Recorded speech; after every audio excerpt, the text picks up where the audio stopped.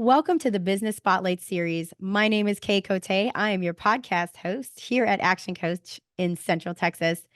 Today we have on the show is Kevin Schlueter, founder of Rework.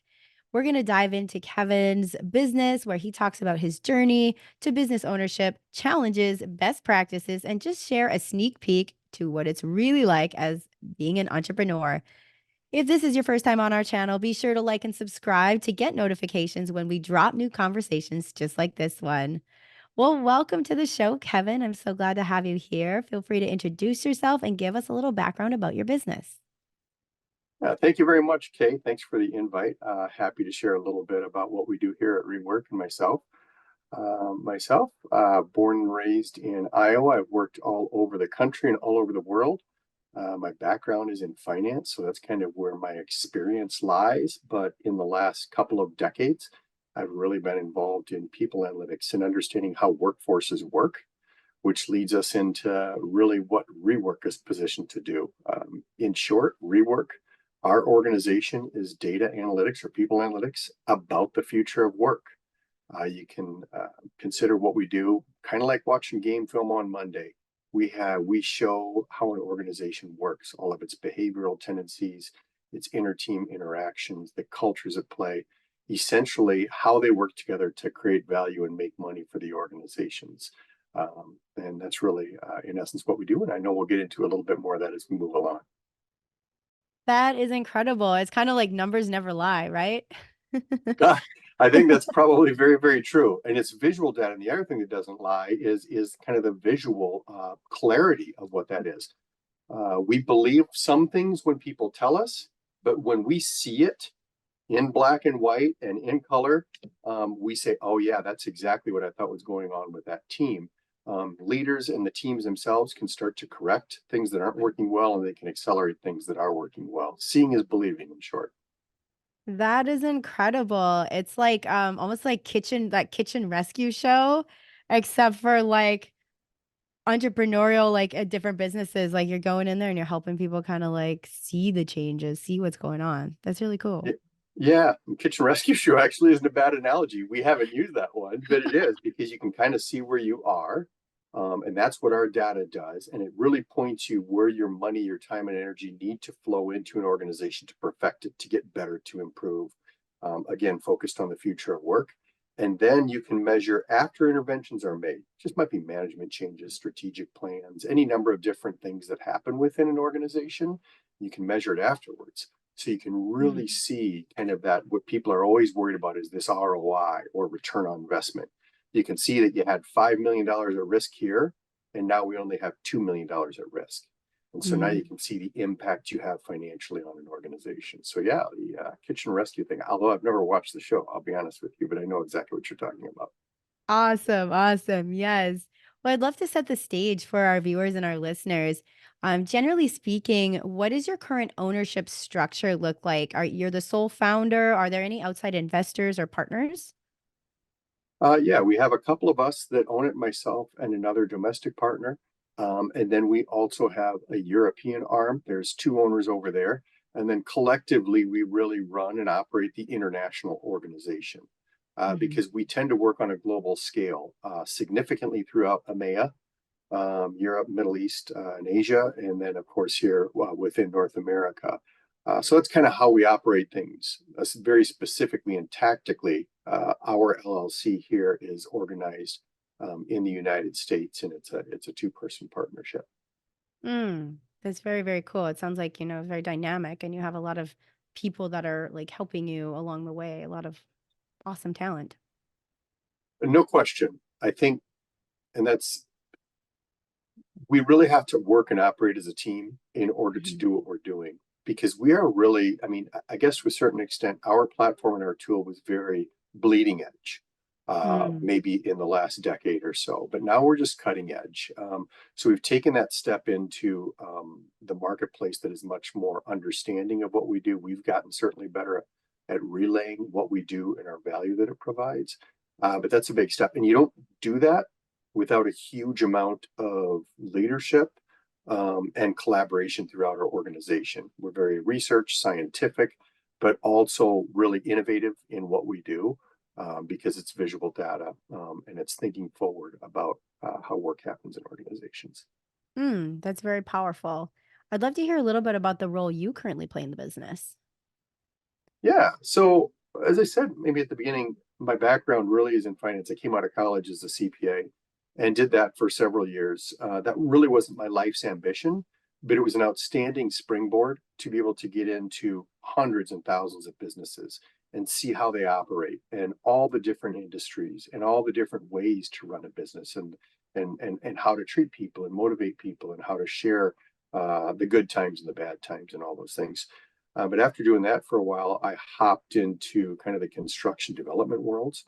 And really that led me down this path of understanding in an interesting way that people are our power. Because in that real estate world, we're housing people effectively. You know, you go downtown Manhattan or Chicago or any small city, we're all in these office buildings working away. And at some point in the last 20 years, it occurred to me, and certainly others around the world, that the only reason we're housing these people is so they can effectively work together, which led me into the Rework platform and designing things that could say, okay, how can we optimize human performance? Because we're all knowledge workers. Kay, you and I are just using our brains on a day to day basis to create goods and services of value out into the marketplace. And listen and ideate and innovate and then put it back out in the marketplace and all those things. So, because everything that's either risky or can be automated, we've mechanized, Mhm. in our world. Humans don't do that work by and large. Um, so that's really what we're trying to understand is how people work. And that's really where my ambition has come now, full circle.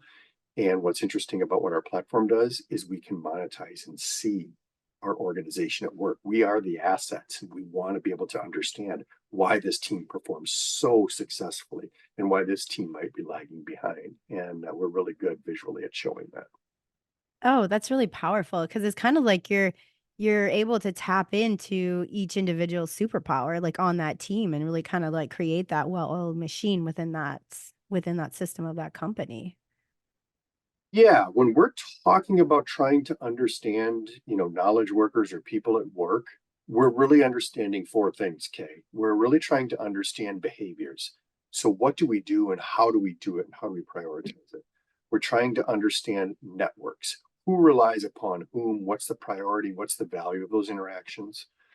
These key environment constructs, and those are the tangible things that we have every day. Those might be organizational constructs like how we're compensated, how we're led, what we learn and develop, or even just hard workplace constructs, which get all the press now. Our workplaces, and are we hybrid? Do we have enough lighting in our rooms, and do we have access to technologies? That's the third thing, and the fourth thing, and then is these intangible elements. What is the culture in our organization right now? And what is the culture that we need to succeed and sustain long-term success? And when we see those four things, behaviors, networks, environments, and cultures, we have a very good lens on an organization, and of course any its subcomponent parts, because we can look at different teams, different demographics like ages, age groups, tenures, and things like that. Oh, definitely. That is really incredible, and, kind of, like, talking about your role and things within the business, how many hours would you say you spend working in your business, like, the job of it, and then how many hours would you say on the business, like, the strategy and planning and things like that? Question, we're a small business. We have about 15 of us globally. Um, as you asked earlier, and maybe I didn't answer it clearly, my role really is on building out the strategic relationships, primarily throughout North America, but globally as well. I also, because I have a background, pay attention to the financial impact and the things that are going on with our organization in that way. Um, but I also am in service delivery and customer service, really trying to make sure that our clients and partners are getting the things that they need. And I would say it's probably 70 or 80% is really focused on those outward things, our clients, our partners, trying to gain new partnerships, do business development and those types of things. And probably other 10 to 15, 20% maybe is done on more internal strategic things, planning, and then of course a few tactical things here and there along the way. Oh, definitely. That kinda, like, brings me into a couple questions regarding, like, what makes your business special and makes it stand out.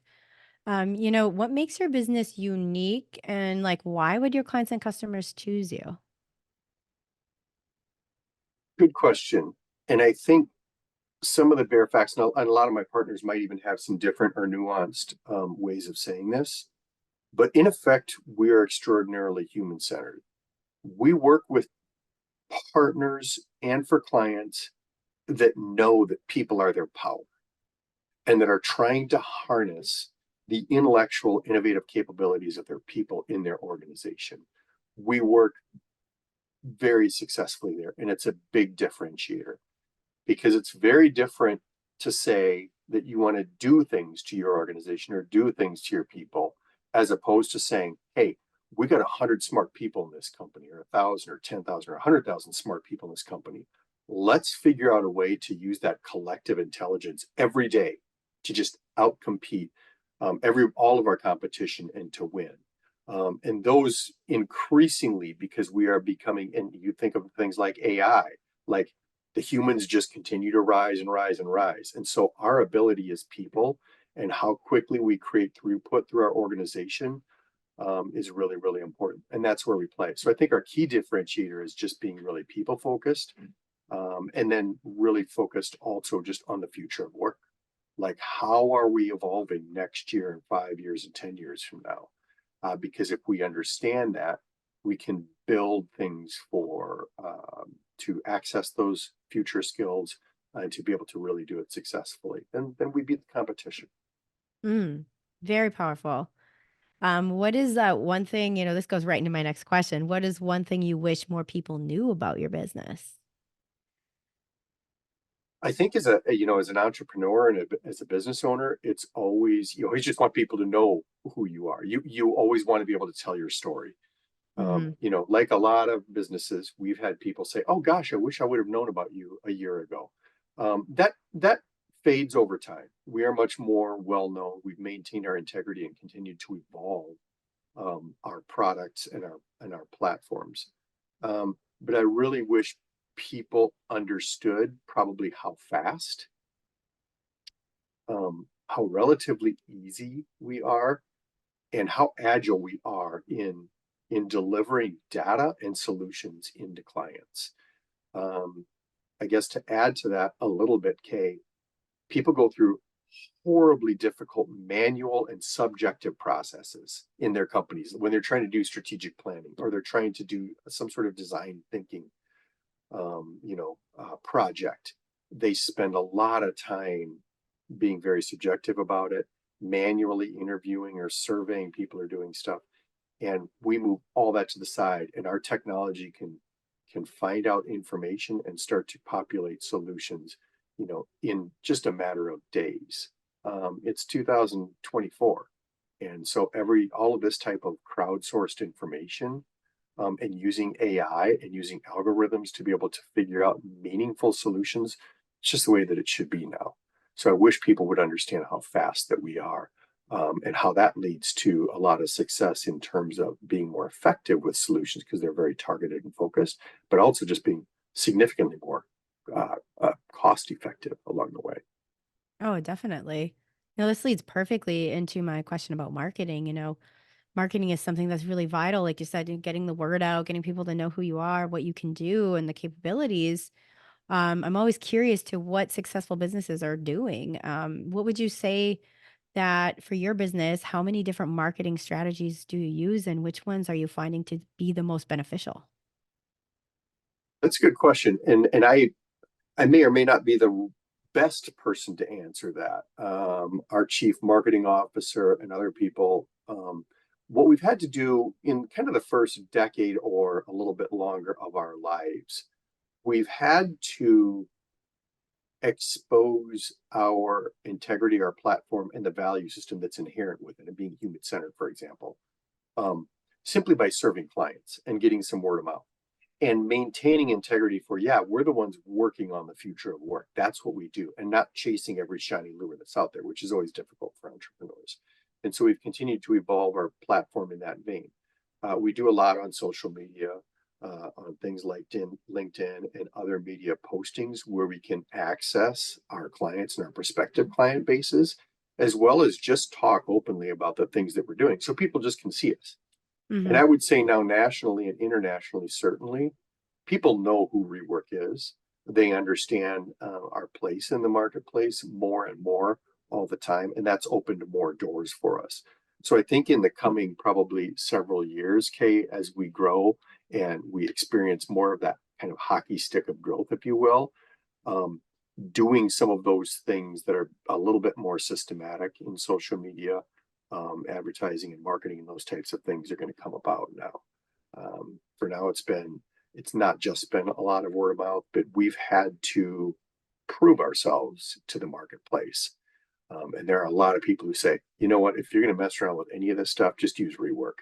And that has become very, very valuable because I Mm. won't say it this way, but you kind of don't have to lift a finger to get the next client in because there's Mm. nothing better than serving someone well and the word of mouth. And they, because don't take my word for it.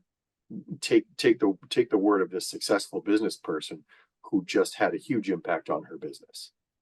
Oh, definitely. Those referrals and word of mouth is, yeah, it's Yes. powerful. So that's really cool that you're doing that. Yeah.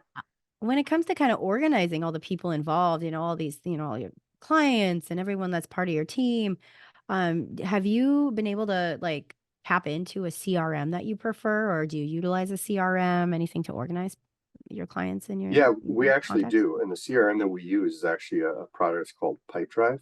Okay. And before that, we've been on Pipedrive for many, many years now. So that CRM works very well. We're very rigorous about it. So we know how to follow up. We know the next steps to do. And we do have a lot of rigor in that. Before that, I think it was HubSpot. We found that, I think, if I'm not mistaken, HubSpot really had a little bit more complexity. It's kind of a bit more for a jumbo-sized business rather than a business in the small and mid-market where we're currently playing. Hmm. And Pipedrive seems to satisfy that, and it certainly has all of the kind of the global capabilities that any large one does. I use it. I'm on it every single day. I use it uh, with great discipline, and I find it to be super easy to use and very helpful. It keeps me on Mm. track, quite frankly, which is what I need. Awesome. Yeah, organization is key. It's like incredible when you find tools that work the best. Yeah. Yes. Um, I love that we focus this time on, kind of like getting into your business, but I'd love to like kind of take a step back and dive into your personal, like your journey within the business. So why did you choose to go into business for yourself as opposed to working for somebody else?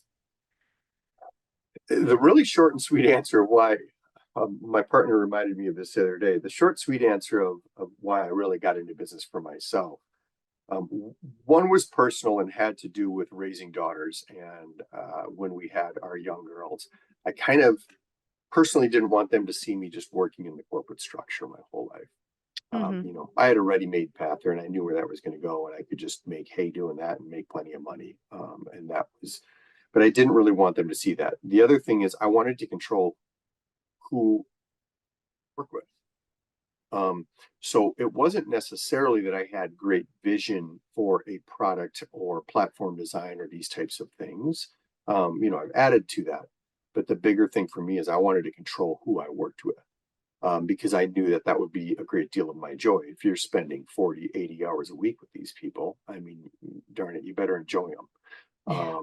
And they better stimulate you, and they better, have intellectual and innovative capacity that you admire or that motivate you.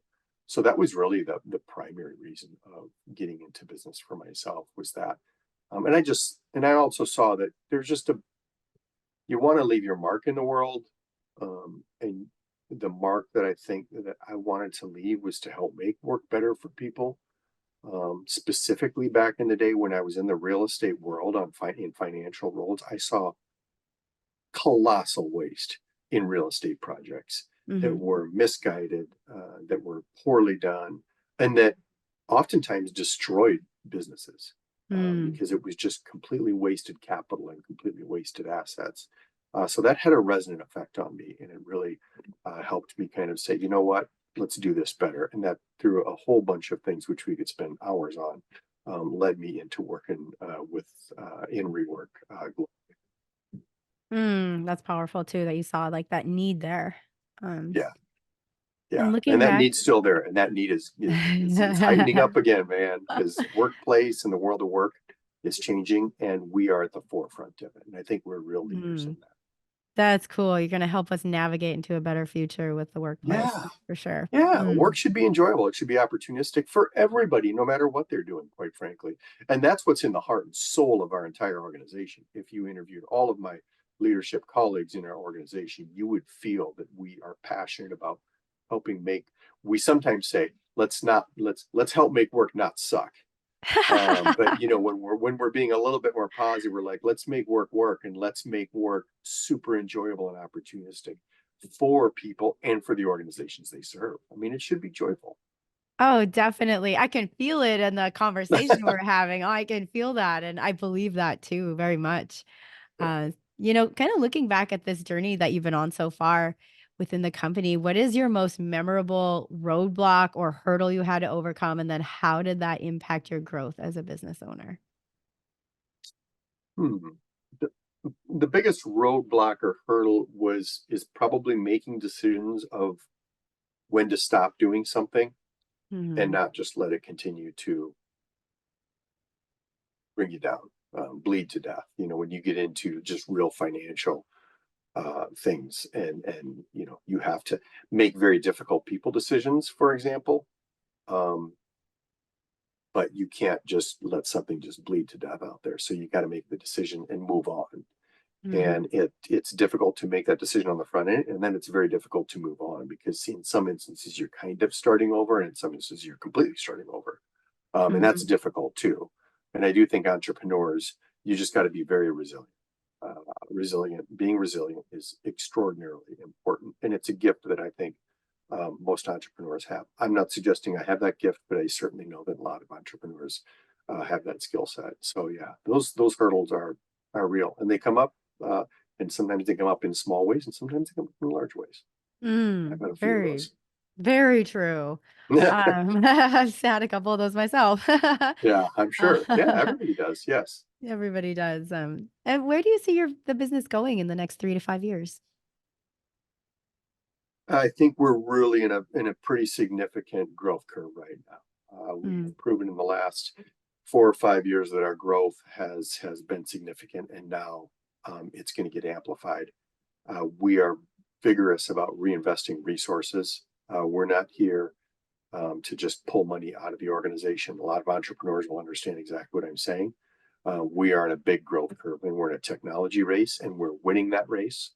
So our growth will be exponential in the next year. So it's all kind of hands on deck on how much can we eat, how much can we gobble up, how much more market share can we get, how can we keep replicating these clients over and over again to make them kind of move faster from a revenue standpoint. So it's all growth orientation at this point, Kay. that's really cool to hear too. I'm excited to see how it, takes off for these Yeah, next years to yeah. come. They so are we. Oh, well, this has been an incredible conversation. I've loved just like hearing about this. It's fired me up about business. So I'd love to talk about a couple rapid fire. These are just quick top of mind questions that I'm going to ask, and feel free to answer just like that top of mind thing that comes to your mind. Then we'll get into our final question for the day. Okay. Awesome. So our first rapid fire is, what is the key to success for you? Um, being aware, full awareness, and resilience. What is your one piece of advice for other business owners? It's a little bit of Nike with it's just do it. Do where your passion lies. That's probably going to give you the greatest amount of energy. Mm. What is one book or piece of content, podcast, whatever it may be, that you've read most recently? It isn't recent, but my favorite book, I still go back to it, is by Carol Dweck, and it's all about learning and resiliency. And I absolutely love the book by Carol Dweck. A lot of my other stuff that I read and pay attention to are documentaries and books that relate to that are very biographical in nature, because it's Mhm. just fun to see how humans go through life, no matter what it is. It's really enjoyable. All the good stuff and all the bad stuff are quite enjoyable if you want them to be. Oh, very true. It's a journey. Definitely. Yeah. Last question here. If you had to choose only one area of your business you could immediately improve tomorrow, what would it be? Marketing, probably. Hmm. Just marketing, getting the word out with great target and purpose. Yeah. Well, let's help you out there right now. Before we get to our final question, share where can people find you, social media, website, how can people contact you? Yeah, rework.com, and that's rework with a C, reworc.com. That's our main website. Rework also has a page on LinkedIn, which is most prominent, where we do a lot of storytelling and a lot of sharing. All of our partners and staff are on that page as well, so there's a lot of links there, and we have Instagram pages and others as well. But those are the primary things. And certainly myself, Kevin at rework.com, is somebody who can be easily accessed and always willing to learn more from those out there battling through the trials and tribulations of life at work. Well, thank you so much for sharing. Now, for our final question today, Kevin, what is most inspiring to you today?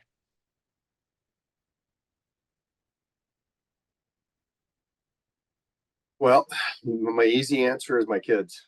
I think I learn more, and that's not even parental. It's more like I just learn so much from their brains and how they see things and through their lens, which applies absolutely 100% to business.